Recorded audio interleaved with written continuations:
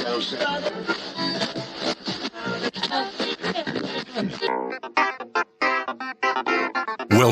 to the John Freakin' Muir Pod. Lace up those boots and sling on the pack for a romp through trails, short and long. With your host and Renaissance man, Doc. It's time to embrace the suck.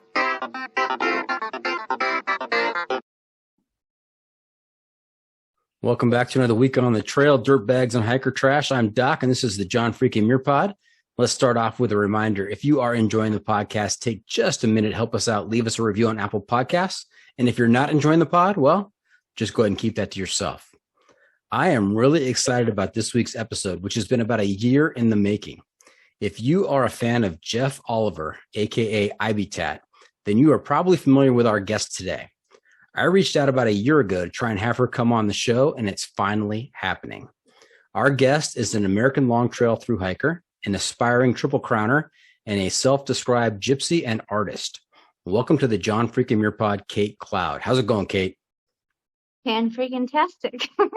Oh, I see what you did there. Very good. Very good. Now, did you see my original question when I reached out to you on social media to come on the podcast?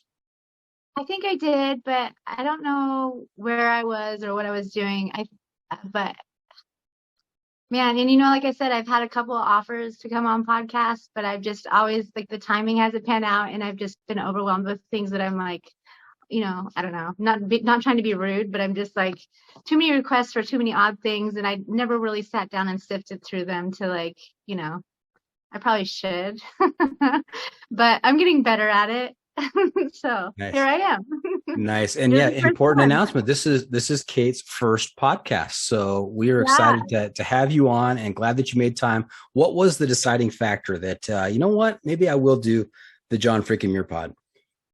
I was visiting Jeff and he was doing a podcast with you, and you guys were cracking me up in the background. And then he had talked about it. And again, he had been on here a couple of times. So he was like, why don't you go on there? And I was like, well, I think he did ask me, but so he did scold me a little bit. And that's when I paid better attention and then I actually responded. So, yeah, you could probably thank him for that.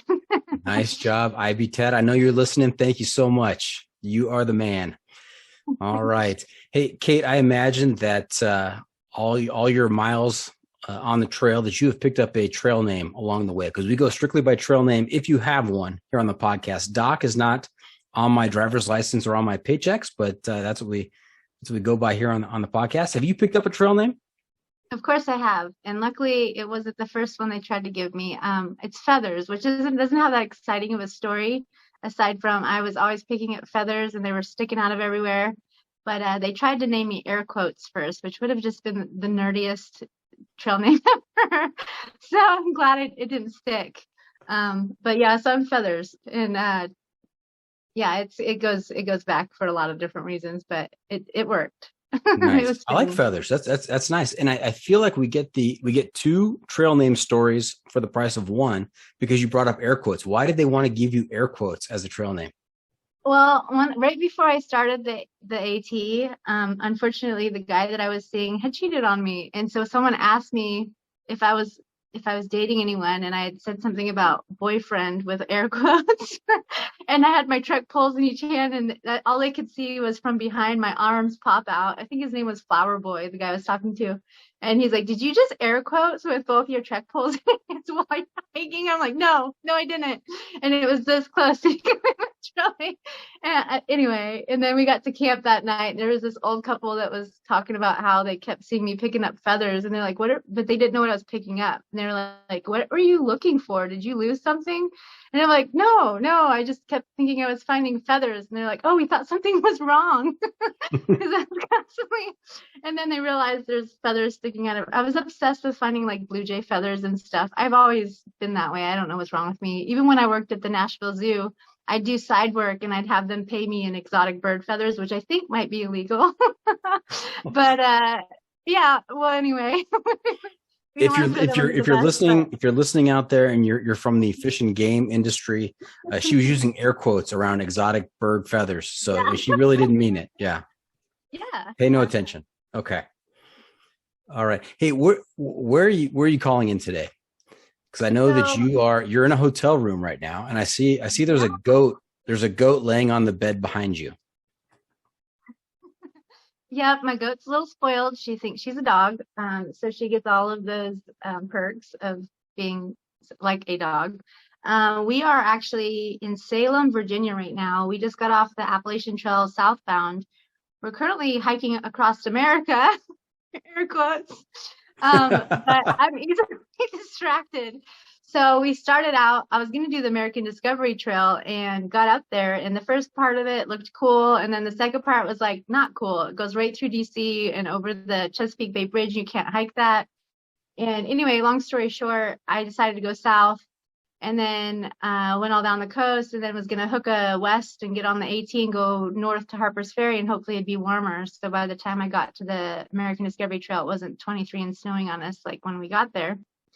And I'm rambling, but long story short, I got on the AT to waste some time before we reconnect with the American Discovery Trail at Harper's Ferry. And I figured that'd just be an easy route up and fun to relive some of that. And then I got easily distracted and was like, oh, hey, wait, Trail Days is happening. Let's go south instead. Everybody's like, when are you going west? It will happen. I'm going my own way. We were zigzagging across America. I don't know. I do what I want. Nice. And I can already tell that if you're listening to this podcast on Apple Podcasts or Spotify or Stitch or anything like that, you need to hit the pause button and pick up the YouTube feed on this because she's already used air quotes at least 3 times. There's a goat in the background. And I can tell this is going to be a video gem for our listeners out there. Also, yeah, you're lucky. Oh, sorry. So she doesn't eat anything she's not supposed to. If I jump away sporadically, do what you have to do. I understand. Okay. All right.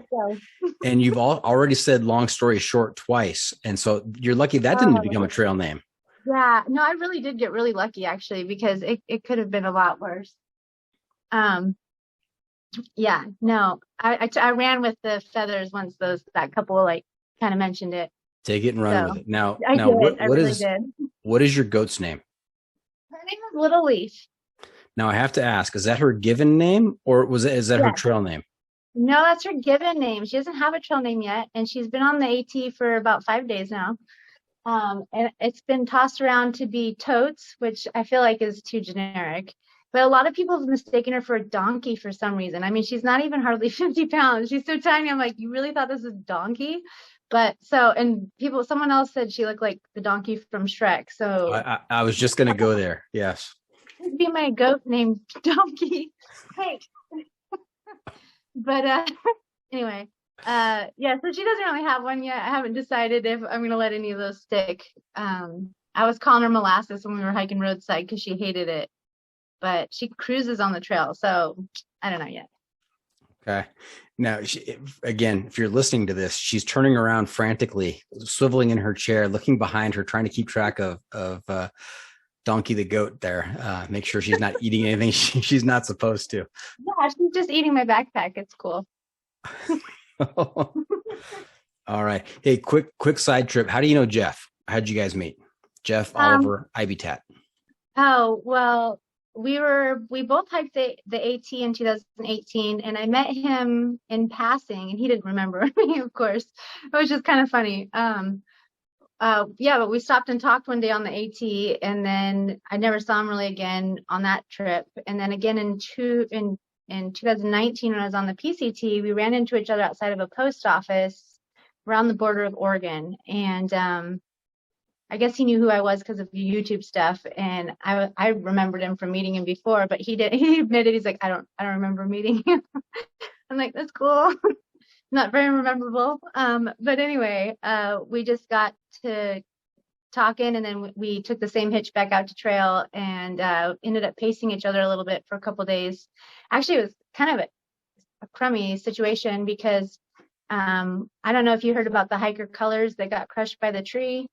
He was the guy that I hiked with for like 4 months, him and his girlfriend, and deadfall took him out. And it was like the second night of me pacing Jeff, and as hard as he tries to come off as, it was really sweet because I was solo hiking at that time and I got the news while we were camped at Fish Lake, something like that. Mm-hmm. And I was crying in my tent. This may be TMI. It was like 11 at night. And I was just trying to deal with it. I just had got the text that what had happened, and I just couldn't believe it. And I guess he heard me, and he didn't like try to say what's wrong or anything. He was just like, "Hey, I'll be up for a while editing videos if you need to talk about anything." And that was just so cool because he didn't like push, and I'm the type of person like I need to kind of deal with it, but just having someone there really helped. And he didn't leave me for a few days after that till he knew that we were okay. And then we both ended up in this bee stinging incident. Like I got stung by bees and then got medicine, and he got stung by bees, and then I rushed him some bee medicine because I had extra bee medicine. So we were just having like this bee chaos. So then we ended up pacing each other again. And then I told him we were friends, and he's like, "No, I don't have friends." And I was like, "Oh, I guess we're not friends." This dick, but I love him. But then I guess I got under his skin because we became friends. But no, he's actually a really, really sweet guy, and unbeknownst to what he probably wants everybody to know. But yeah, no, that was amazing, and that's how he really actually, I kind of opened up to him as someone that I'd want to be around or spend time around, because I was like, oh, this guy's got a good, heart. He's obviously been through some traumas that he understood how to handle it and not be like, I don't know. Yeah. Anyway, yeah, it worked. Jeff is a great guy. He's been on a couple of times. He is unforgettable. I mean, so I'm not surprised that you saw him and didn't forget him. He is really an unforgettable character. But he does have a soft side. And I saw some of that on the second time he came on the podcast. He opened up a little bit towards the end of that second episode and was talking about how people think he's so tough, and really he's just a big kind of softy inside. And, he has feelings, and, I think he's a little put off by people's reactions to him because of the way he appears. I mean, he's a pretty serious guy, pretty serious looking guy, but he wanted everybody to know. He took the opportunity in that second episode to tell people, I'm a person too, and I have feelings, and it was a nice change of pace. Yeah, no, he's a hoot, and hiking with him was fun, Mm-hmm. to say the least. I bet. I love the fact that he's got a patch on his backpack that says that he says the F word a lot. He does. Actually, I have that backpack in storage for him, and his banjo, because he had no place to leave it. And I'm not going to tell his personal stuff, but he had that incident with his stuff the previous year that he had tried to leave with someone, and they basically got rid of everything on him. And, he's pretty lightweight on everything and lets things go, but it was pretty messed up situation. So it's like, hey, why don't you let me just take your stuff? It'll be safe. I mean, you might not get it right away if you want it, because I'll be wandering around too, but nothing will happen to it, and it'll always be there. So, yeah. Yeah. And a little bit earlier, you said this may be TMI for everybody, but there is no such thing as TMI on the podcast here. So that makes for interesting stories. All right. Feel free. Okay. Hey, have you had a chance, Kate, to listen to the podcast before? I've listened to a few of them. I listened to Snazzy's because I knew Snazzy, and I listened to a couple a long time ago. I'm trying to think of who it was. If it was that Skittles girl, was it Skittles? Yeah, little Skittles. Mm-hmm. And I don't know. I don't remember which other ones it was, but yeah, I've listened to a couple of them. Okay. All right. I only ask because I want to make sure that you are aware of a segment towards the end of the episode called the Pro Tip Insight of the Week. That's where I will turn to you and ask you to share some trail wisdom to make our listeners' next outdoor experience even better. So don't be surprised when we get there. Okay. Okay. And you are expected, though, to drop trail wisdom throughout the episode, but am I? You'll still be on the hook, though, at the end, though. Okay. All right. The must bring gear review. Oh, that's Half Calf letting us know that we are at the must bring gear review segment. And this is sponsored by the ultralight backpacking gear company, 6 Moon Designs. And here's how it works. Kate, Feathers, if you were to let a stranger pack your bag with pretty much generic gear for a multi-day hike, what is the one specific piece of gear you would insist on being packed? And if you've got a particular brand for that specific piece of gear, even better. So Feathers, what is your must-bring piece of gear? That would be my air mattress. And it can't be any of those expensive bougie ones that everybody's all bent on. It's actually the Climate V Static.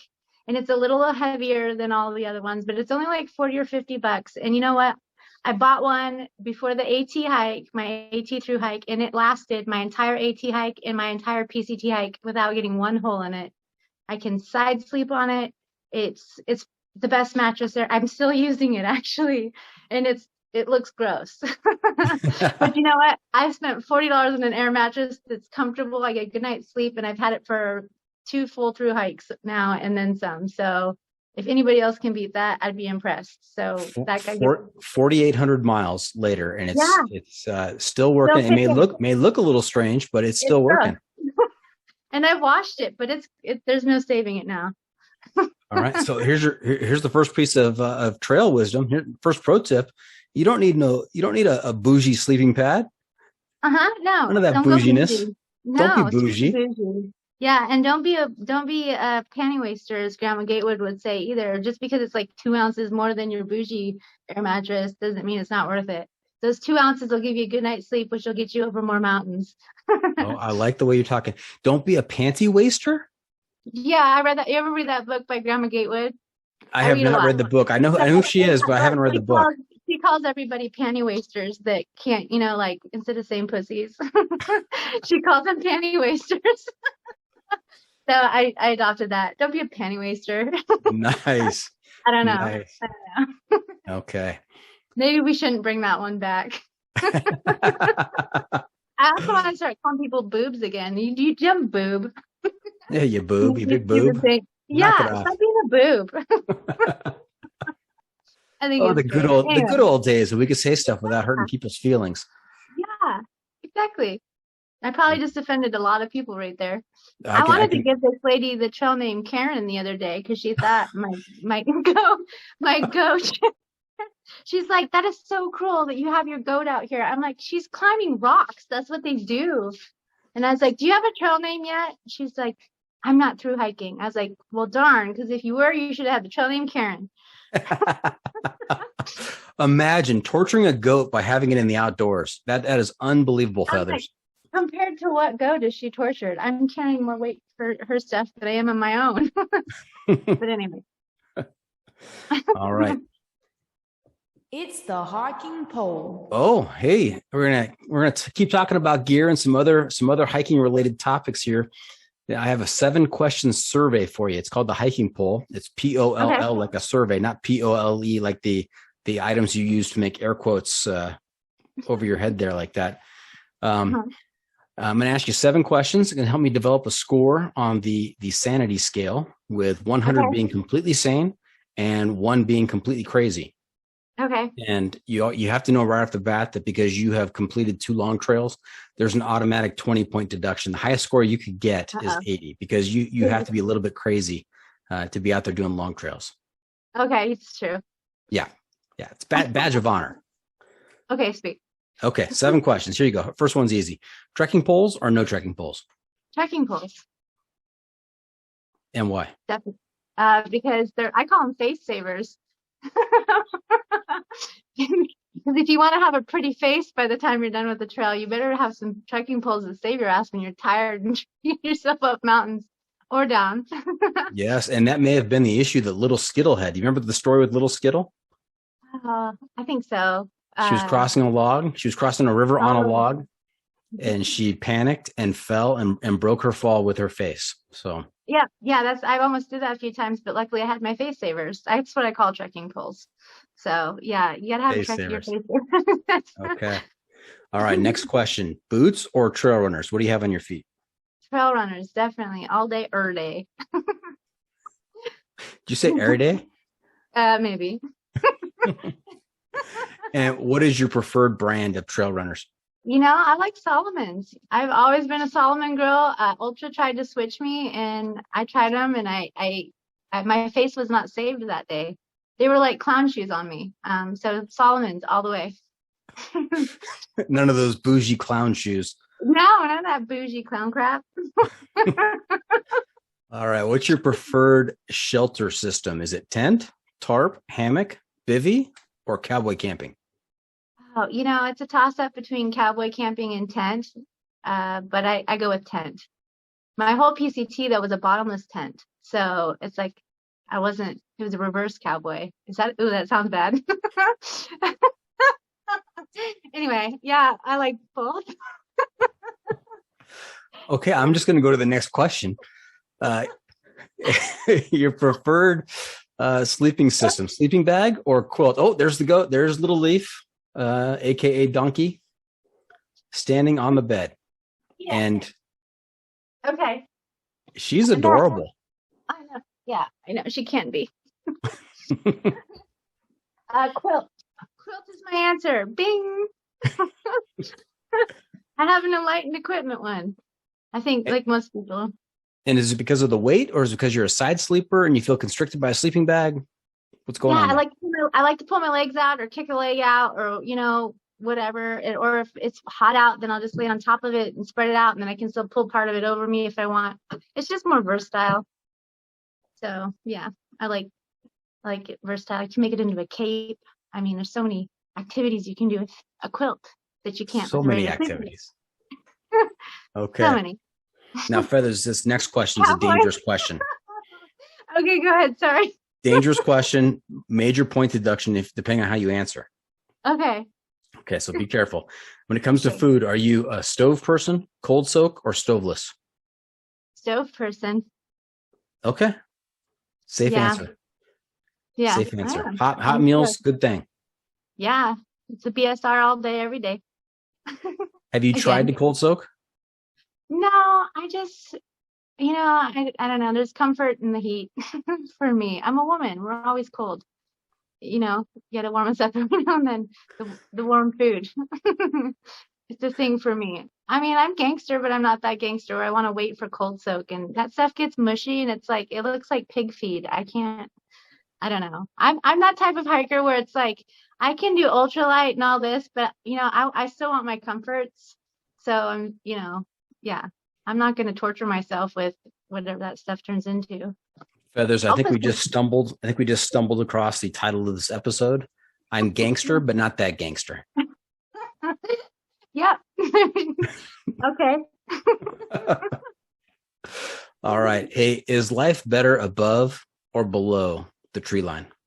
I like above the tree line. Yeah, that's my favorite. I like the wind. I like the sunsets, the sunrises, the epic views. I feel safer higher up, actually. And it's probably not true, but it's how I like it. Okay. And I think you posted on social media recently about something about who says there's no views on the AT. Was that you? Yeah, that was me. Yeah, I hate when people say that, when they're like, well, here it's just a green tunnel, blah, blah, blah. You know what? That's not true. Franconia Ridge was like my favorite part. That blew my mind. It's like, there's so many amazing views. Mount Washington, come on, you tell me there's no views on this trail. I just had like 11 of them in the past 24 hours. Oh, I saw a glimpse of the gangster right there. She's getting all defensive about her AT. Well, you know what? I think we're all sentimental about our first true trail, and the AT was mine. So yeah, I defend it. But right. Anyway. Hey, the last question in our survey here is, what's more important, pack weight or luxury items? See, I used to be one way and now I'm the other, then I went to the other and now I'm right in the middle. So how does that work? I used to be like comfort, and then I went, UL, and then I was like, no, screw that. And I'm like, now I'm just kind of floaty in the middle. Well, you told me earlier, don't be a panty waist. Carry those extra 2 ounces for your sleeping pad. Like, I went to the super ultralight and I was like, this is dumb. Like, I'm giving up comforts for like good night sleeps and comfort food when I've just busted my ass all day. No, I'm gonna at least take a little bit back there and just meet in the middle. I'm not so concerned about like weight as I went to at one point. So yeah. Okay. And what was your base weight on each of the trails, the long trails? Well, on the AT, when I started out, I wish I could remember, but it was ridiculous. I was one of those typical hikers where I'm like, I know I need this, and this is, I don't even know. I had stuff, I look back and it's just, you can't help but laugh. But it's like trying to tell anybody, until they experience it, they can't let go of certain things. Right. And then, on the PCT, I was like 17-pound base weight, which wasn't bad. And I'm actually stuck around that. I mean, it fluctuates just a little bit, but that's about my base weight. So you're not an eight. You're not one of those. You're not one of those 8-pounders who's cutting off straps, extra straps, and drilling holes in your toothbrush and all that kind of nonsense. I have a full toothbrush, believe it or not. A full toothbrush right there. I do. Yeah, that's dumb. Like, come on. Are you that weak? I don't even have one clavicle bone. I have one shoulder with no clavicle bone. I can carry my whole toothbrush with one shoulder. Ooh. Okay, we're going to come back to that right after I calculate the score here. We're going to come back to the one clavicle. So hang on to that for a second. Okay. Let me do some quick math here. We're going to see. I have to carry the 4. Have to divide by the square root of 2. We're going to multiply by pi, and we're going to adjust for the atmospheric pressure at the top of McAfee knob, and I come to a solid 72. Yeah, winning at life. Right. That's right. Winning. That's right. 72. Winning at life. Okay. Now, what is this? What is this about one clavicle? Oh, I was in a bad car accident, and my bones were so tiny. I was in almost a 3-day coma, and when they pulled me out, this bone was broken in the middle. And usually clavicle bones break at one end or the other. Apparently, mine decided not to. And they wanted to do surgery and plate it and put screws in it. And I came out of it thinking I was going to be all put back together. And they were like, hey, we couldn't fix it. Your bones are too tiny. They would have splintered. And so this bone was still sticking out of my shoulder. And they're like, what do you want us to do? And I'm like, well, I don't want this bone sticking out. So they went back in and ended up cutting it out. So I have a piece of my clavicle. It's not attractive to have that bone sticking out. No, it was gangster. So it's gonna get in the way of the pack strap. So get rid of that. Yeah, thing. Totally threw off my weight shift and everything. But yeah, so I have a piece connected to my sternum and a little tiny piece in my shoulder because they didn't want to mess with those things. But the center's gone, so this shoulder is not attached to anything. So I can super squish into a window if I needed to, but that probably won't happen very often. So I don't know if there's any benefits. I try to find some. No, I know that there are body parts that you can live without, right? I know Ronnie Lott he cut off the tip of his finger so he could play in the Super Bowl. Appendix, you can have your appendix out. You can go with one kidney. I didn't realize that, clavicle, life without a clavicle is it's a viable option. Yeah, since 2005, I haven't had anything connecting this shoulder besides muscle tissue and tendons and whatever else is going on in there. And have you found any benefit to this other than really cool bar tricks? I haven't figured any bar tricks out even. Damn. No, I can't say that I have. It makes just sleeping on my left side really uncomfortable. So I always have to sleep on my right side. But yeah, backpacking, it definitely makes backpacking interesting because I literally have to adjust my pack so all my weight's on my right shoulder and my hips. So there is that. I don't barely put weight on it because it does kind of poke out and it hurts. It's like pinching a nerve. So usually the strap's just kind of hanging around. I don't even know if I need it. I should just take off the left strap. I don't know. Carry your pack like a purse. just seatbelt. I don't know. It could work. Oh, that could have been your trail name. If people had known about the whole missing a clavicle kind of thing and the way you had to adjust, it could have been it could have been seatbelt. Oh, it could have been so bad. That's why I ran with it. I was like, no, that's it. We got it. It's done. That's right. Once you get what you want, then you go with it. Excellent. All right. Hey, before we get too far down the trail, Feathers, let's back up a little bit. I know our listeners would love to hear about your origin story. Kind of where you grew up was, outdoor camping and hiking. Was that part of your life growing up, part of your family dynamic? And how'd you get involved in the thru hiking cult? Okay. Well, as a kid, I hated being at home and I was alone a lot. So I was always running off in the woods, climbing trees and building forts. And my parents had got me a horse when I literally was 1. I got a little Shetland pony, and it probably wasn't the safest thing, but they'd let me ride that thing when I was 5 years old by myself. And I started tying carrots to the saddle bags and stuff. And I just take off, and it was different time, I guess. But it was really weird. And I think back on it, it's didn't you guys worry about me? We lived where there's tons of cougars and all kinds of stuff. But yeah, I'd wander off with my horse and my dog and go play in the woods a lot. And then by the time 4th grade rolled around, I was put in a private school. because I was really dyslexic and never learned to read. So I needed help and be from my dyslexia. So they put me in this private school, and my teacher there was amazing. And I had the same teacher from 4th through 6th grade. It was the same 10 students that whole time. And she would take us backpacking up at Snoqualmie Pass, which was right there where I lived. And of course, the PCT comes through there, and there's just Kendall Catwalk. There's all these incredible places to hike. And we'd go camping every summer, like a class reunion. And we did it for years after we all like left the school even, and we're all still friends. So I really think I owe the majority of it to my old private school teacher, Judy. And then I have a grandpa too, who is very outdoorsy, and we do a lot of outdoor stuff, but mostly Judy. She was the first person I ever really like. I don't think I ever camped or anything with my mom, and I'm sure I camped with my dad, but it was so rare and few in between, and they were very busy. So I was kind of alone a lot and just did my own thing unless I was with Judy. So it was fun. But yeah, that's how I got sucked into it. And then, of course, being up at Snoqualmie Pass, seeing these thru hikers and hearing these stories is like, what is this? This is a thing. So I started to, fantasize about that long time ago about what that would be like and what these people are doing. And I pictured it so differently than it is, but in a good way. But yeah, so that's how it started. Okay. So it sounds like you were a West Coast girl. When you're not on the trail, are you on the West Coast or East Coast now? Or neither? Well, I have really since 2018, I've just become a complete wanderer, to be honest. People ask me where home is. Yeah, I grew up in Washington State in the Cascades there. But now I have a little camper trailer gypsy wagon built by a little Roma man I pull with my Jeep. So I say my home is parked in Washington right now.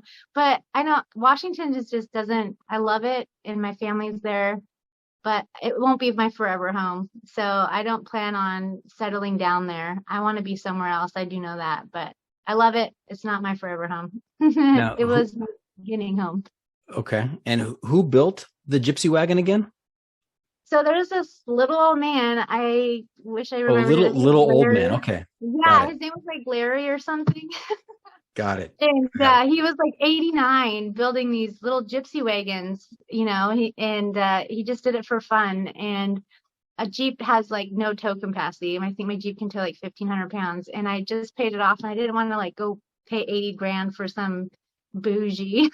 I had to do it again. Some stupid like camper that I'd have to put payments on. I shouldn't say stupid. They're really cool. I just can't afford it. So the truth be told, I can't go bougie. So anyway, I found this gypsy wagon that he had put on Craigslist. If you can't go bougie, then you make sure you put bougie down. Say don't be bougie, right? So everybody matches you, right? Yeah. Well. But yeah, so I found it on Craigslist, and we traveled for 2 years, me and the goat.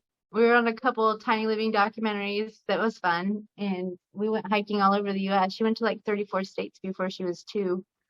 And yeah, so Tiny Living is my alternative to hiking, and it's a little gypsy wagon and a Jeep, and it's parked in Washington right now. Parked in Washington. 2 more follow-up questions. One is, you told the story of you and the Shetland pony and putting carrots on the saddle and then going out for a long period of time. I have to ask, were the carrots for you or for the pony? They were for the pony, but it drove it, but I wouldn't give them to him right away. So he'd be always trying to get them because they were like dangling on the back of the saddle where he couldn't reach. It's kind of probably torture. He was a good pony. His name, I to this day cannot say his name right. So he probably thought his name was Diamond Knight. He was black with a diamond, and I called him Diamond Knight, and that's still his name. So he is a good little pony man. Nice. And my last question is about Little Leaf. Mm-hmm. How did you come by Little Leaf? I mean, how did this whole relationship start between you and your trail Little Leaf? Yeah. Well, so I was working on my Triple Crown. I did the AT in 2018. My plan was to do the Triple Crown. And so I basically got rid of my house because my daughter went off to college. Yes, I'm old enough to have a daughter in college. No, I wasn't really young when I had her. but I sold everything when she left that she didn't want. I did the AT in 2018, the PCT in 2019, then 2020 I was going to do the Continental. Well, COVID hit, and well, we all didn't know what to make of a pandemic, so they were like, hunker down, stay home, blah blah blah. So I was like him and Han if I should go do the CDT still, and I decided I'd bail on it because I wanted to know what was going to happen. So I ended up renting from a goat farmer. And not long after I was there, her litter was born and she was the runt. And goats usually only have 2 in a litter. I didn't know anything about goats, by the way, before I got her. And she was a runt. And I went out to see him, and I had nicknamed her because she has that white spot on her side that looked like a leaf. Now it looks more like Illinois. But anyway, so I had nicknamed her. I told the owner that I'd nicknamed her. I was like, hey, I'm not trying to name your pets. Long story short, a couple days later, he knocks on the door like, hey, do you want to say goodbye to this one? I think it's the one you nicknamed. She's dying. The mom rejected her. And I was like, what? And I was like, can I try to save her? And he's like, if you want to, then you're going to have a goat. And I have a goat. So that's how Little Leaf came to be. Okay. And by the way, I like Little Leaf better than Illinois. So good job. Illinois. Yeah, I wasn't going to change it. It does. It's like Illinois now. I don't know. It kind of shape shifts a little bit. I think it depends on how much she's eaten. Okay. But, yeah. Now, Feathers, how are you paying the bills? How do you finance your adventures? Well, I have a lot of different ways that I do that. So I kind of dabble in a little everything. I used to have a painting party / entertainment business where I did hosted those painting and drinking parties.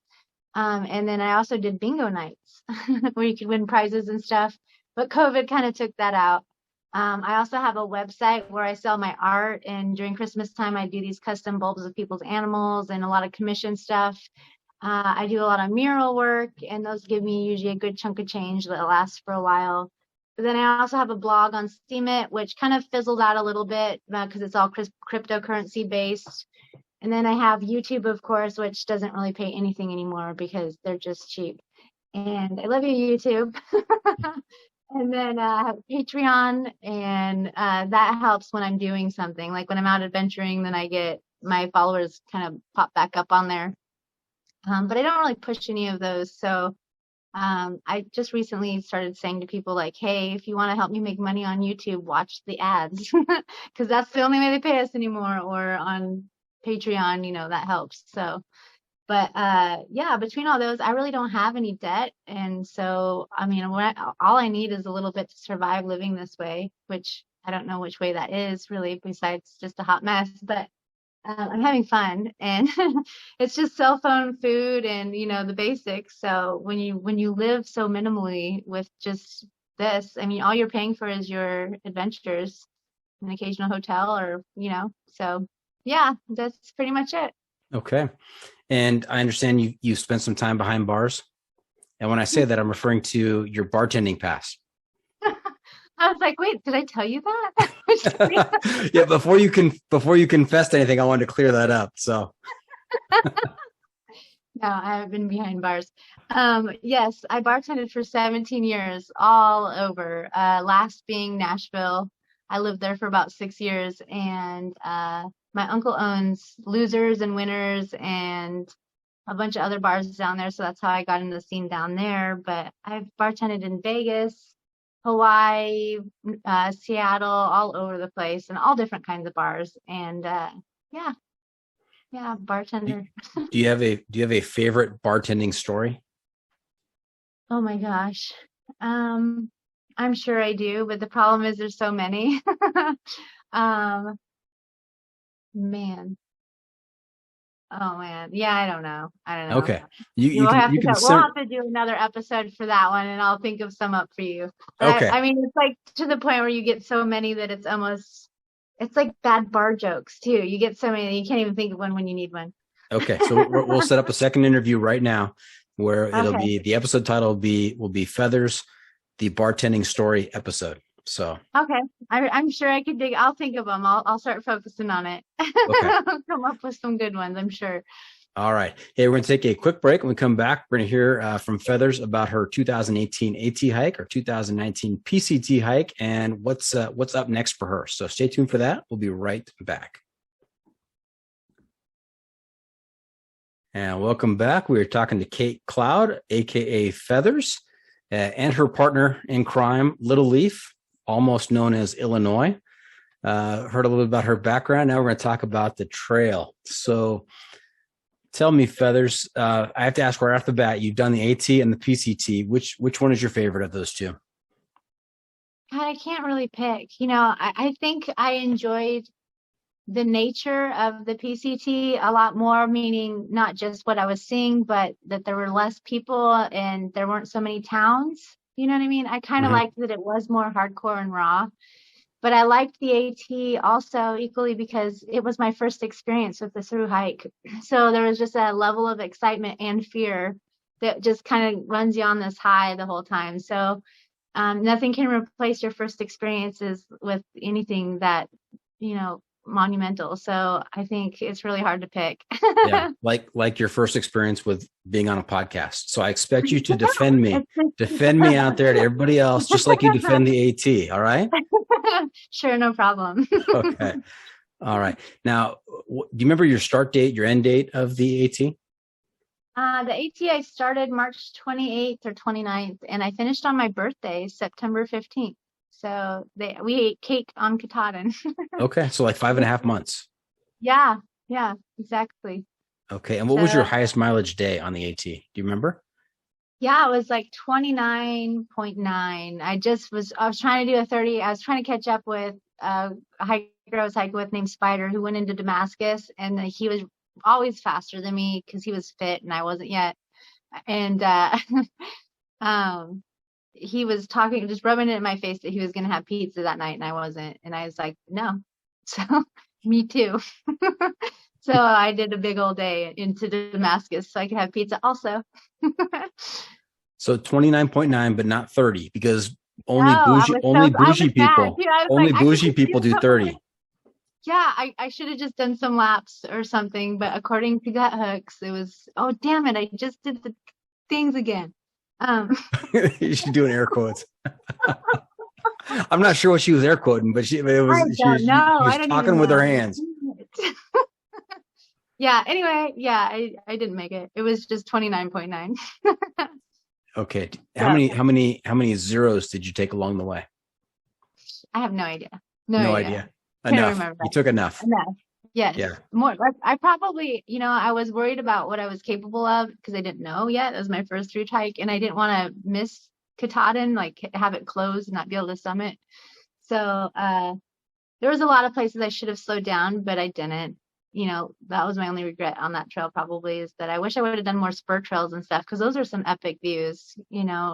That's where you get a lot of those views, or those spur trails. And I was just always so focused on like, no, I better keep on track.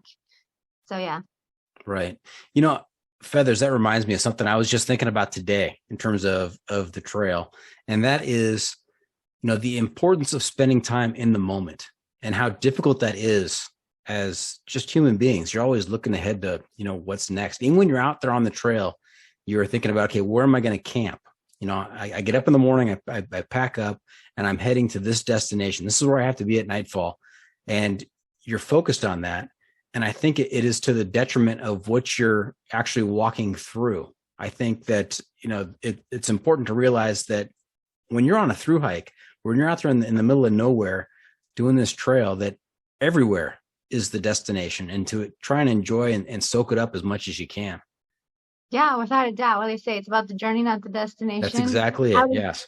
Just preaching to a guy that's thru hiking the other day, and he's like, I just wish I would stop more often and take things in. Like, these people watch this moon set. Yes, the moon. And I was like, yeah, it's true. I'm like, that's the one thing I wish I would have done the AT. On the PCT, I milked it. I took in all the moments, maybe too many, and then that's why we were all in hellfire and snow at the end, but it worked. Nice. Now, did you use air quotes around moon there when you said, yeah, the real moon? About the real moon? Why? There's something. I don't know if those noceums are in here. Pretty sure that's what that was.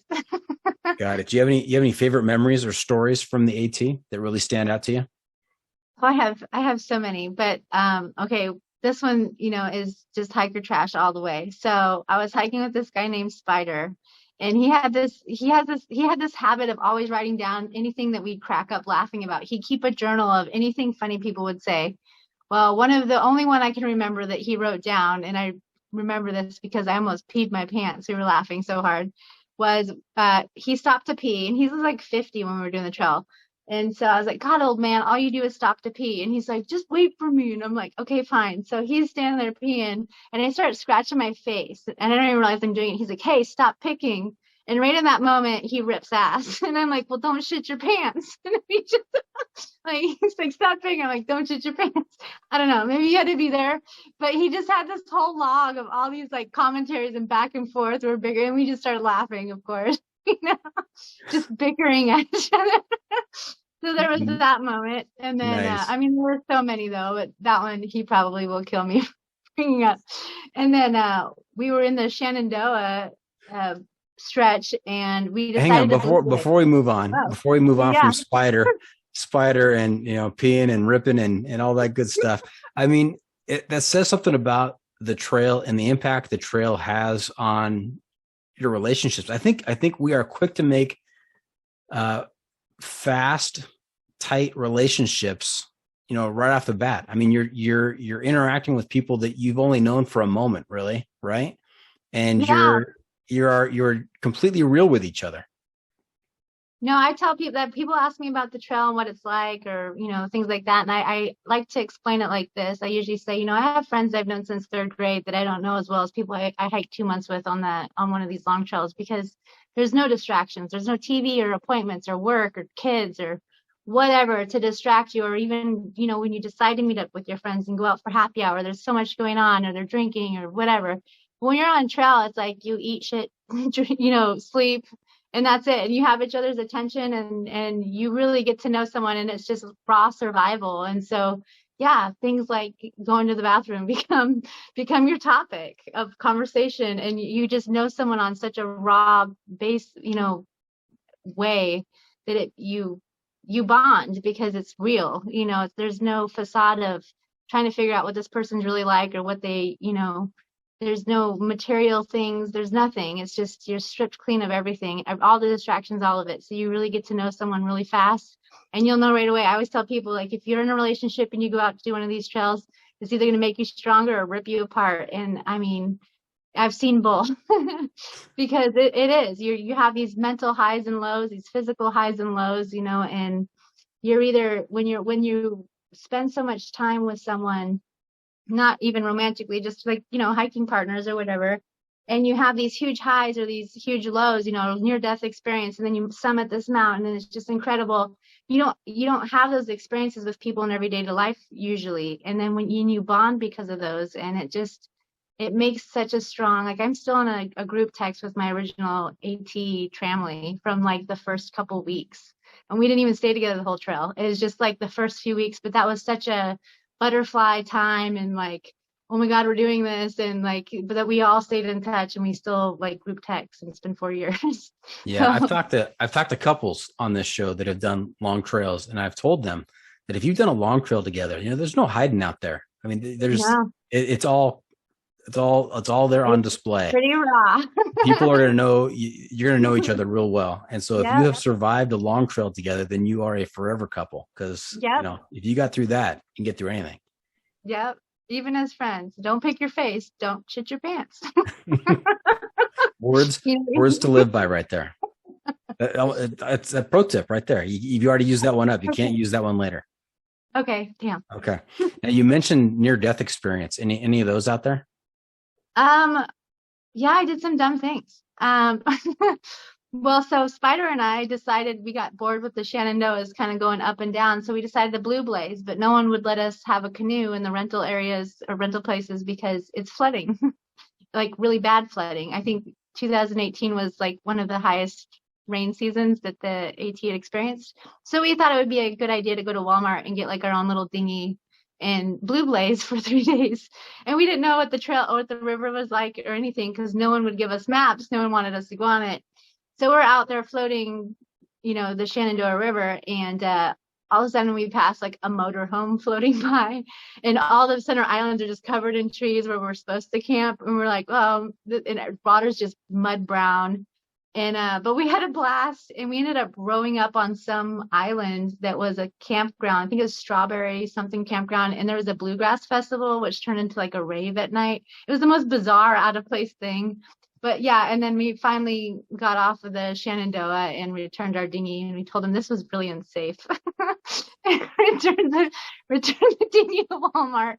Oh, You told the people at Walmart, I can't believe you sold this to me. This is way too dangerous. This is a bad idea. Why did you sell this to us? So anyway, yeah, we had so much fun. There's so many good memories though. That's why I do YouTube, because I don't care. I mean, I really, truly, it's my own personal video journal, and it is so fun to go back and watch each day. I try to encourage everybody. You don't have to be a big YouTuber, but video your days or your highlights, because you'll look back on it and I remember what I ate days after I see my videos. Like, it just spurs everything, things I thought about while I hiked. It's weird, but you can't ask me in normal life what I ate 2 days ago. I couldn't tell you. Or let alone maybe what I was even doing. So yeah, it's just, yeah. Right. Now, you mentioned a little bit earlier about being on the trail with somebody and just having nothing but time to talk. And so you mentioned a couple of topics. I want to hear from you. What are the top 5 topics of conversation on a long through hike? Well, obviously gear, and if you're a true through hiker, you hate that conversation. Oh my God, I can't stand it. And I'm right now being around a lot of new hikers that are just starting, or, I guess they're about 700 miles in, but I'm still getting like gear questions. Like, I don't want to talk about gear, when you're out here anyway, when you're doing it. So I would say gear, for some reason, pooping. Everybody's right. Like, fascinated by this. And farting, of course, is always funny. Oh, that reminds me of another story. We'll get it. We'll get to that. I'll bring that back up. Go ahead. Oh yeah. Wow, I forgot about that. Anyway. So yeah, that food, of course, food. I was hiking through the PCT, and that what is it? Chickadee that goes. Yes. And I was like, you guys, do you hear that? And everybody's like, yeah, because it's all we hear all day, every day was this. And I'm like, hey, doesn't it sound like it's saying cheeseburger? Yes. And they were all obsessed because yes, food. You obsess about food, obviously. And then, showers. We were in Sequoia. We were in Sequoia doing Mineral King Loop, and somebody pointed that out. Hey, if you hear a chickadee, it sounds like it's saying cheeseburger, and that's all I could hear. That's all I could hear was cheeseburger. Hey, I drew up stickers of the cheeseburger bird. They're on my YouTube channel. You can buy the cheeseburger bird sticker. Oh, and nice. I even have a little bit of mayo out the back end. So very realistic cheeseburger bird. If you're into mayo, I don't know. But yeah, was that 5? What, food? I think that was 4. Got one more. Is that 4?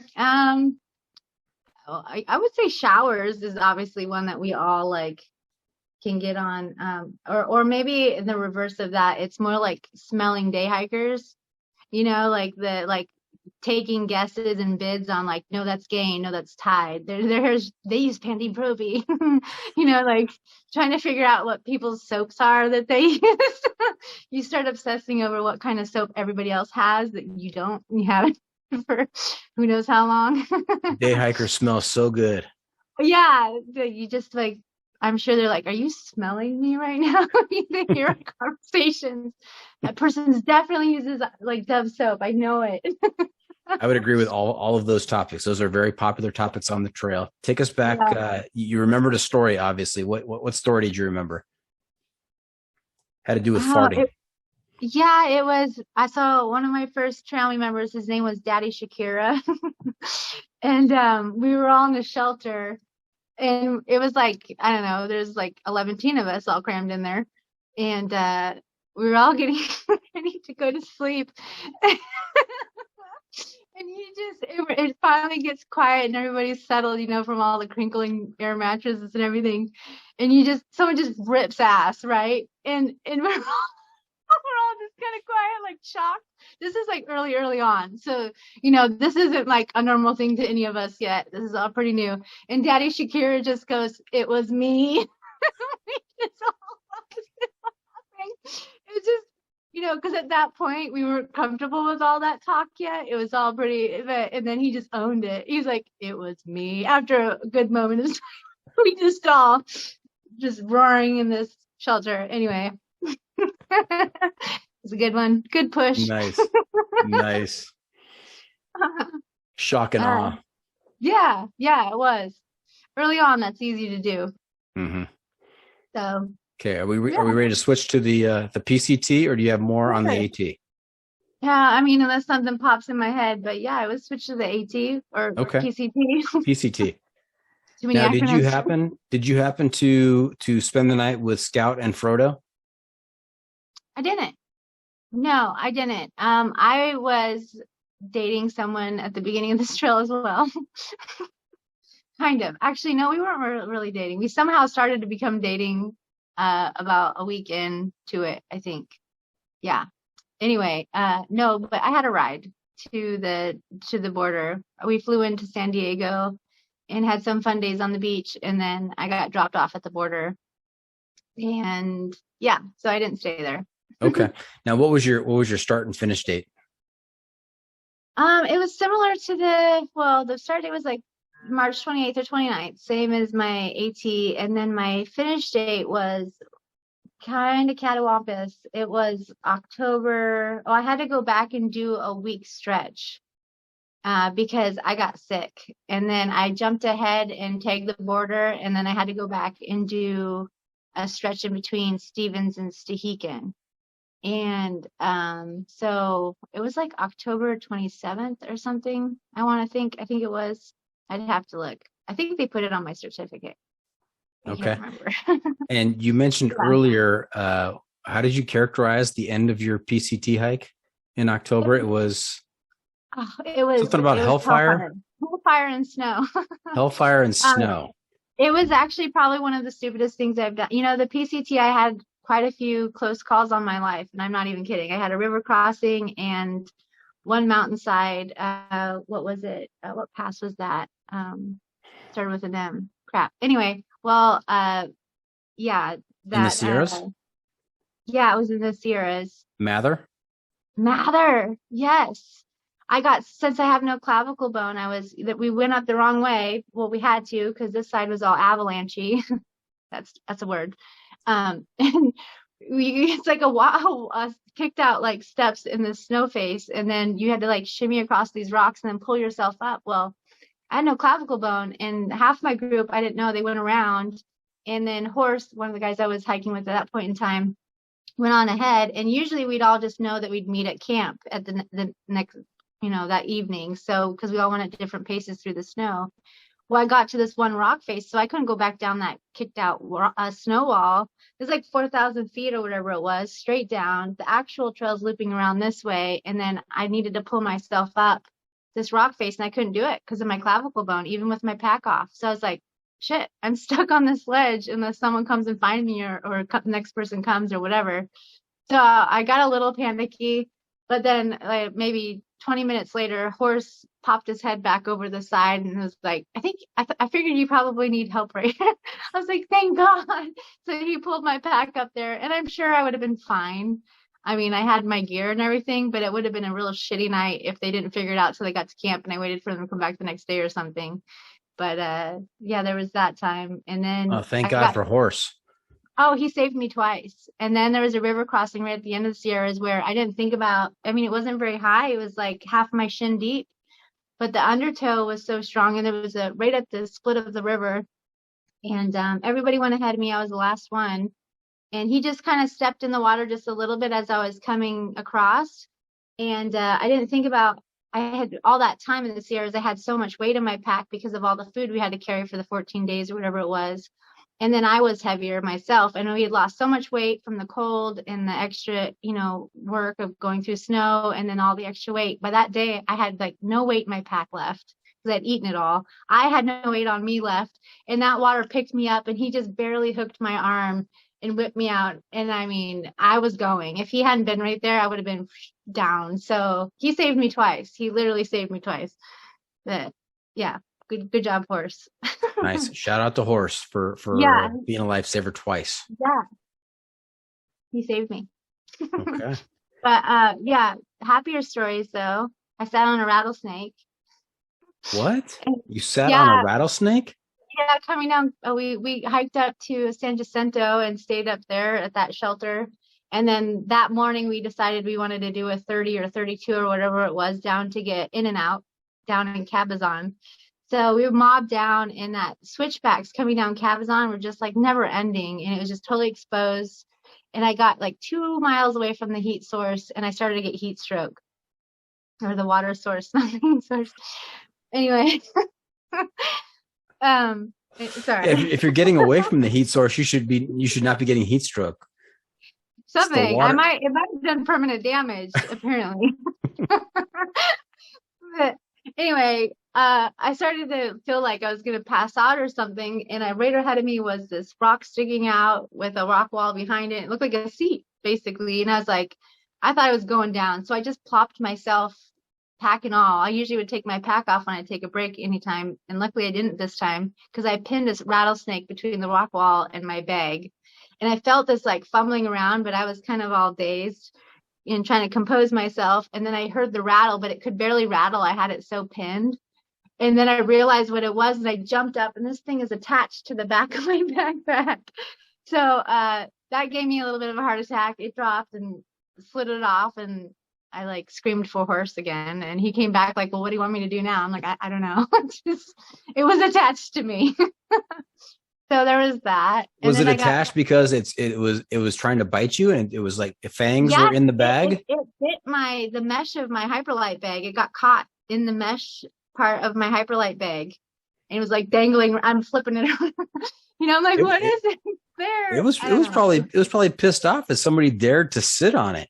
Oh, I squished the living daylights out of it, I'm sure, because I plopped down. I mean, this little guy was like, he was not happy.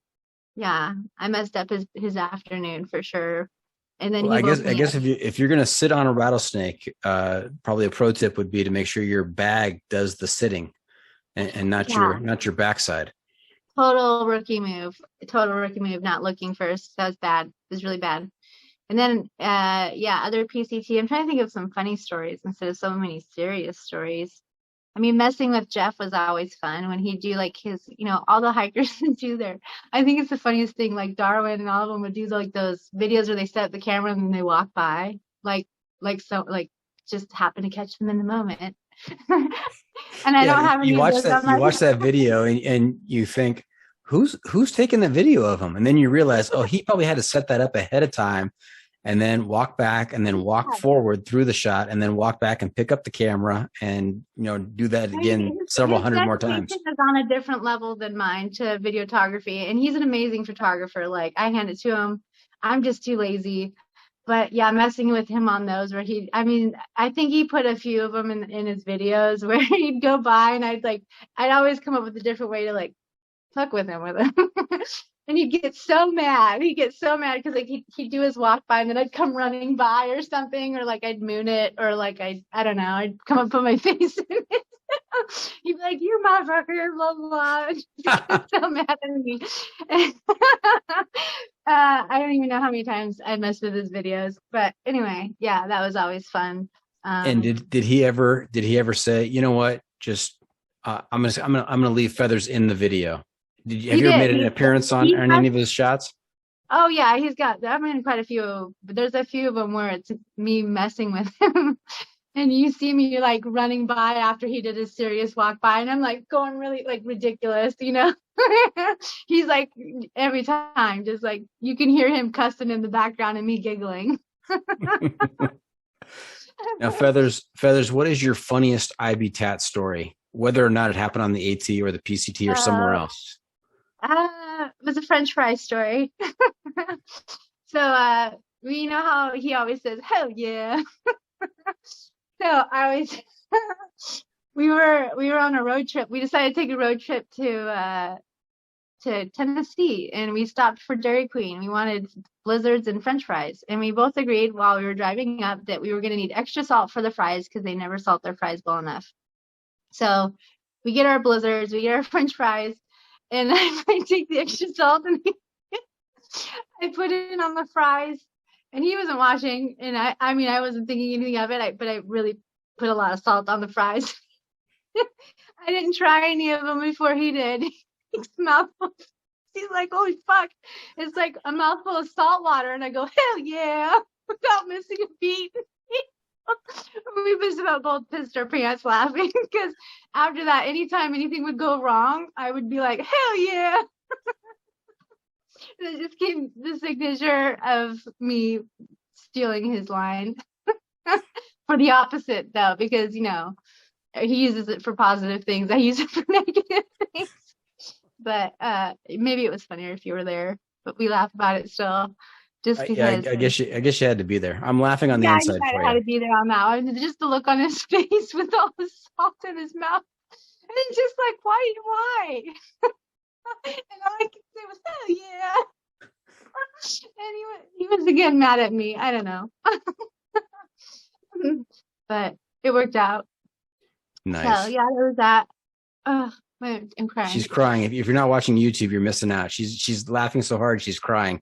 She barely made it through that story. Oh, you had to be there though. It was way funnier. Probably like the one with Spider too. You had to be. That was about timing. Maybe that's the name of this episode. You had to be there. All about timing. Yeah. That's just something I just don't have. Oh. Well, anyway. Okay. So yeah, there's that. Yeah. There was a lot of stories on that. I got charged by a cougar too on the PCT. That scared the living daylights out of me. Let me guess. Force was there to rescue you.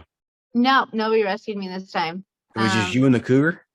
You just mean this big ass cougar right outside of Bernie Falls, California. And I heard it maul something. I was with three other hikers, but I didn't really know them, that were camped in the same spot. And about 10:30 the night before, there was a deer in the camp looking for the salty, you know, parts of us. That doesn't sound right. But anyway, it ended up grabbing. I think a cougar came through and grabbed it like 10:30 at night. I mean, my tent on the entire PCT was bottomless. So, I mean, I really just had like this tarp thing above me. And so it's a little more intimidating when something's being mauled in your campsite and you're pretty, like, I don't know why that thin layer makes you feel like maybe you're going to be safer. But anyway, I heard this deer scream as it was being carried off for like maybe 20 minutes. It was just horrific until it was finally like out of sight or out of sound. And by the way, it's the end of the day for me. It's just so you know, me fumbling over everything. You're West Coast, I'm East Coast right now. Okay, back to the stories are getting better. Keep going. I don't believe you. It's just probably getting harder to follow. So the next morning after that happened, there was one camper left besides me, and he wasn't even moving yet. So I got going. It was raining. I came up on a logging road that I had to traverse to get back on the trail and just take a quick left. And I stepped up on it, and here's this big, huge male cougar just like licking his shoulder. And I had a scarf that was flapping all around because it was windy and rainy, and all these things dangling. And you're not supposed to have that with a cougar. You're supposed to like not flare and look like a toy because they're like giant cats, like house cats. So I stepped back for 2 seconds. Was that on the warning? You know, the warning signs: don't be bougie around cougars. No, that's like flarey or something. Flarey. Oh, flarey and bougie, two different things. Yeah, I think so. Oh my God, Okay. My daughter's going to be mortified I even used either of those words. I should use ratchet somewhere in here too, just to make her cringe. She's going to say, oh my God, Mom. I can hear it already. Anyway, so there's this cougar.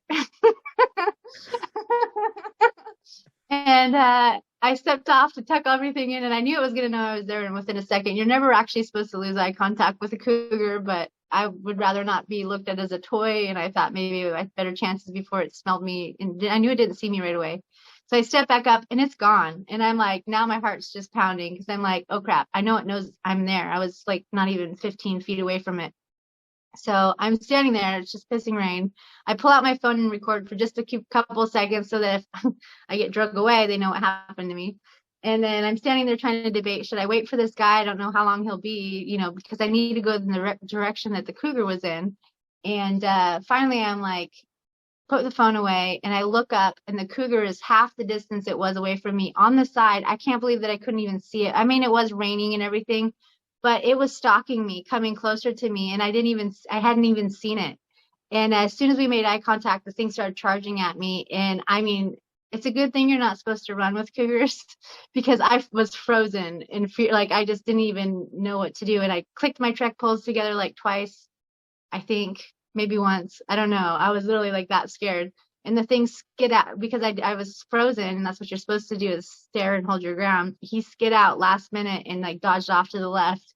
But man, I kept that whole like rest of that day. I could not stop looking over my shoulder. I was so paranoid, and oh yeah, that was a scary moment too. That one was worse than the rattlesnake attached to my backpack.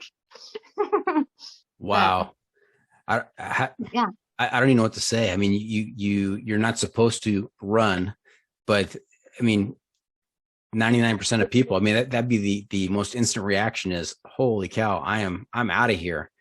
But to stand your ground I was petrified in fear, like I froze. Because he caught me so off guard. I thought he was gone somewhere. So I'm looking around and videoing. He's right there the whole time staring at me. And as soon as I made eye contact with him, that's when he charged. And it was like, I'm sure a deer and a natural like incident would take off and then it would chase it. And that's the fun and the kill and everything. And that's why probably more bicyclists get attacked by cougars and stuff too, because they're moving and, right. look fun. But I was frozen and I stood my ground. So it's like, okay, this thing isn't going anywhere. And so I intimidated it somehow. I mean, but its shoulder that it was licking when I walked up on it was like bigger than the football player's thighs and stuff. That thing just looked, maybe it's my imagination because it was just so shocking and early in the morning, but I swear to God, that thing was a giant. It was huge. It probably had both clavicles. I think it did. Yeah. It might have had a spare. Might have had a spare. Jeff just would have set up his camera and walked by it as he, to make sure he got it the right cinematography on that. You might have. It probably would have looked great. I'm sure it would have been fantastic. National Geographic would have called him. He's gonna end up. I guarantee you, he's gonna end up with some kind of offer from someplace like that because his work's he's just got such a good eye for that kind of stuff.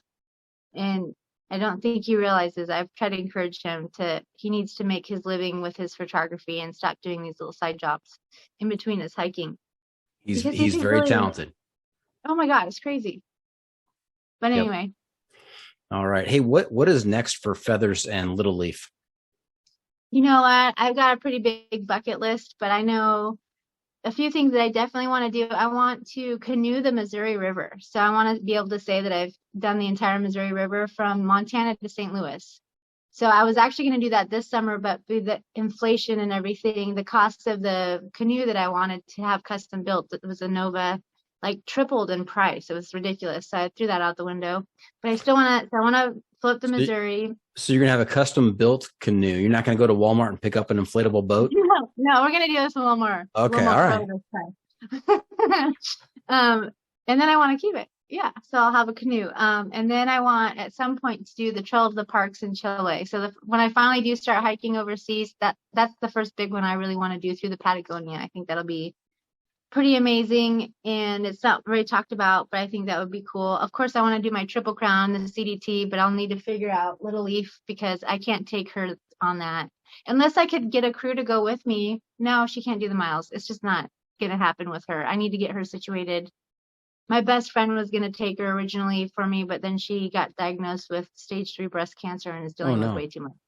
Yeah, so Little Leaf is just in the game and in the picture until I can find a suitable place for her to stay comfortably, and I haven't found that yet. And then what else do I want to do? I don't know. I want to buy a sailboat and sell the Great Loop too.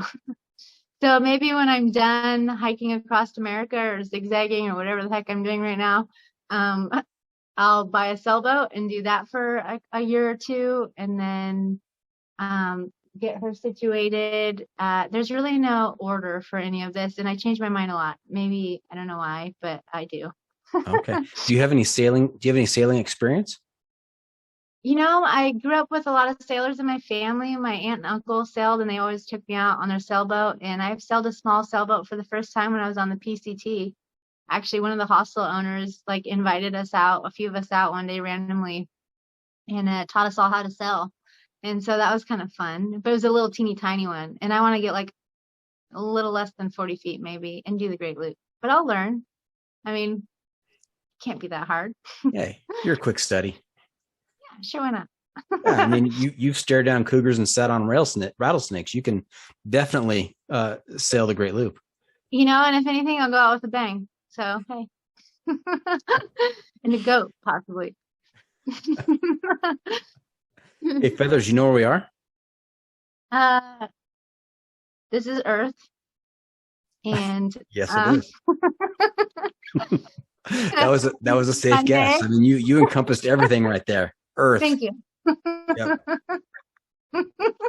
Pro tip insight of the week. We are at that time of the episode where I ask you to share your pro tip insight of the week, a bit of trail wisdom to make our listeners' next outdoor experience be even better. So what do you have for us? I'm gonna, you know what? And this is more of a serious one. So I know I'm goofy a lot, but I think that it is better to use wet wipes on trail for toilet paper than regular toilet paper, because you can't clean anything with a dry piece of paper. And when you're out on trail, everything's a little dirtier. And so use disposable wet wipes, because then you're actually getting clean, and you can use them to on your face, not the same one, but you can use them to take baths. You can wash your face, and then everything stays cleaner, because toilet paper isn't doing anything for you out there, especially when you're all sweaty and sticky and gross. It's nasty. So use wet wipes. Yeah. Okay. And then you got to pack them out. Yeah, you do. Yeah. You do. Yep. But you know what? It's a small price to pay, and you're packing so much other things out anyway with your food stuff. So right. Who cares? And even if you had toilet paper, you should be packing that out as well. They should, because there's so many hikers. It's everywhere now. It's like the state bird at this point. It's just floating around everywhere. No, it's not that bad, but it's gonna be if people don't take it serious. And I think COVID really made people trash these trails a lot more. I'm kind of surprised coming back out here after 4 years on how much trash there is along the trail. It's really sad.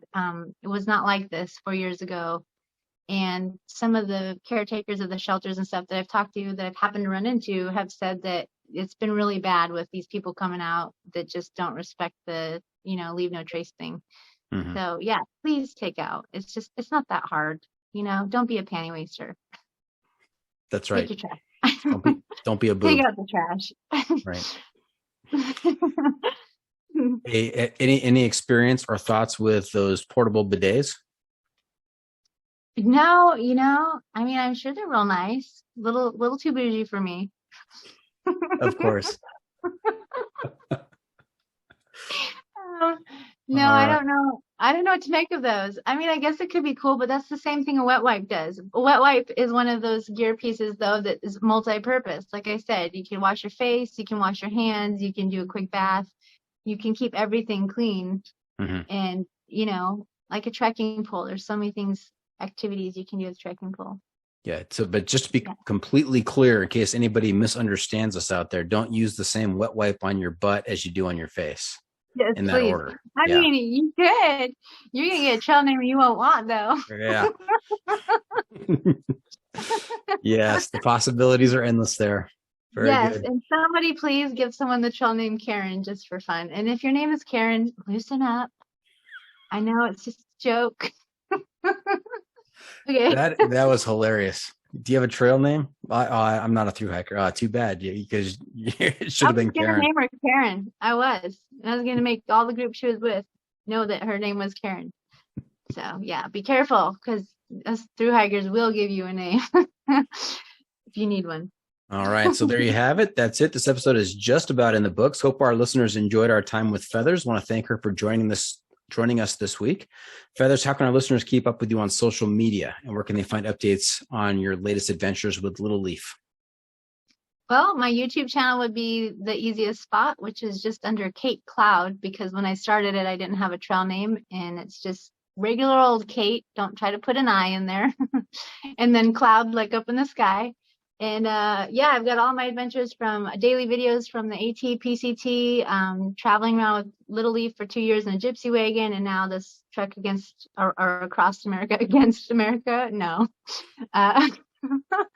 Yep, it's bedtime. Anyway, so there's that. And then you can also find us on Instagram. Little Leaf has her own Instagram, which is just under Little Leaf Goat. And then my Instagram is Kate Cloud Feathers because it needed to be long. There were no other options, and I wasn't going to put the time in to figure something else out. So those are the two like main ways, or Instagram and YouTube. And I have a website with my art if you want to see any of that, which is just under katecloudart.com. So pretty easy. And those are probably about it. You can find all the other links in those forums for like my Patreon and stuff if you really want to get nosy. Okay. So there you have it. Remember to check out the pod on social media as well. We're on Facebook, YouTube, Instagram, Twitter, and TikTok. No TikTok account there, Feathers? No, you know what? Someone has a Snapchat account of me though, because I keep getting people saying on my Instagram that they found me on Snapchat, so they decided to follow me on Instagram too. And I'm like, well, this is great, but I don't have Snapchat, so I hope that person's doing a great job that's running my Snapchat because I don't have one. Whatever. Nice. I could probably try to find it and see what's really happening on there. Probably all kinds of rumors starting and things, but that's hilarious. Also, if you have comments or clips you want to share with us, you can send it to me at johnfreakymuir@gmail.com. The Adventure Media Recommendation. Oh, hey, Half Calf's in there again, letting us know it's time for the Adventure Media Recommendation. That's where we turn to you to share a recommendation for a book, a movie, documentary, website, some kind of media out there to keep our listeners connected to the trail. Kate, aka Feathers, what do you have for us for our Adventure Media Recommendation? Well, I have to throw out a book. Actually, I'll give you a couple just because one of them will be limited to certain people. So one of the girls that I hiked with on the PCT came out with a book called Dirty Colors. And Colors is my friend that was crushed by a tree and her boyfriend. And she came out with a book about her experience on the PCT. And of course, it probably has a sad spot in there, but it's only in German right now. So we're waiting for it to come out in English, but that's called Dirty Colors. Okay. And I know it's going to be epic because she is the most beautiful souled person I had ever met. And I'm not just saying that. Everybody would come around and we'd all be like, it's our favorite Germans. They were so fun. Anyway, so her book has got to be amazing. And I can't read it yet because I can't read German, but I'm really excited to. And I hope more other people will be too. And then, there's a lot of just the basics that I absolutely loved. What was the one I was just reading? Rock Across America, of course. I'm sure a lot of people have recommended that one before, but that's a good old classic. And, The Tracks. The Tracks one just put way too many ideas in my mind. The Girl Who Walked Across Australia. Have you guys read of that one or heard of that one? Yeah, that's a good one. Man, I have so many. I'm a book nerd, so I could go on and on. Nice. Yeah, I think Dirty Colors is the one I want to promote because it will be out in English eventually. And I love the fact that you're a book nerd after you struggled so much with dyslexia as a child. I couldn't read till 4th grade. Yeah, I couldn't read. And if anybody who follows me on YouTube knows, because I mutilate like town names and I'll say things like instead of a whole pot of coffee, a whole coffee potty. Or if I need a bottle of water, it's a wobble of water. So they're like, I think people just watch me to see what words I'm going to screw up. I don't know. It's cool. But I like to read. Nice. I finally learned. Okay. What have we not asked you? Well, I'm not sure what kind of accent that is. Half Calf went off on that one there. So this is our final segment. It's called What Have We Not Asked You That You're Dying to Tell Us About? Oh, I mean, I think I already told you guys way more than I probably should have. I guess, shoot, I don't know.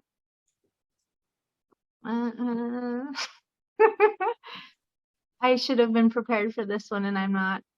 That's okay. We covered it all, I mean, we covered it all except for the bar stories. So. Oh yeah. That's a separate episode. Yeah, I could definitely, I mean, because all the different bars, there were different things that happened in, and yeah. Yeah, those could be fun. Okay. Yeah, I don't got anything. I'm sorry. That's all right. I'm a fail on the ending there. That's okay. It is.